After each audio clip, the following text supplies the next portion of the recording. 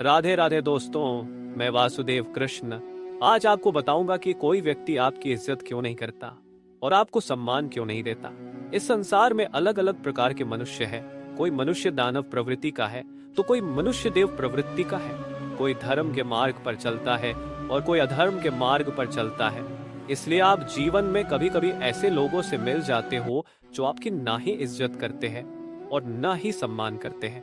यदि आप धर्म के मार्ग पर है और दानव प्रवृत्ति के मानव से मिल जाते हैं तो आपका धर्म, आपकी शक्तियां, आपका ज्ञान सब कुछ नष्ट हो जाता है। और यदि आप दैवीय प्रवृत्ति के मानव से मिल जाते हैं तो आपका ज्ञान, आपकी शक्तियां, आपकी ताकत बन जाती है और वहां आपको सम्मान भी मिलता है। तो आप अपने जीवन में ऐसे लोगों से दूर रहे जिन्हें लगता है कि मुझे किसी के ज्ञान की, शक्तियों की कोई आवश्यकता नहीं है, क्योंकि जिस व्यक्ति में अहंकार होता है वो सदैव विनाश के मार्ग पर चलता है। और आप अपने जीवन में ऐसे लोगों को महत्वपूर्ण समझ लेते हैं जो आपके लिए महत्वपूर्ण नहीं है। और जहां आप ज्यादा बोलते हैं वहां आपकी बातों को कोई महत्व नहीं देता। हमारे शब्द ही हमारा व्यवहार बनाते हैं और हमारे शब्द ही शत्रु बनाते हैं।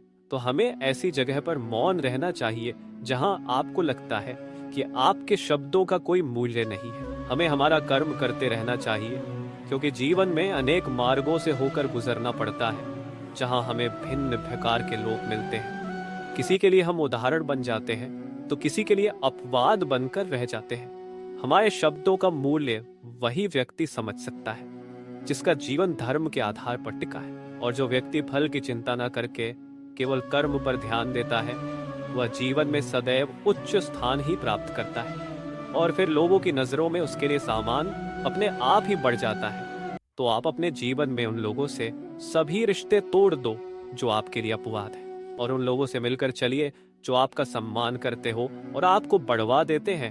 यदि जीवन में कभी भी आप में अहंकार आ जाए तो समझ लेना कि आप भी विनाश के मार्ग पर आ चुके हो।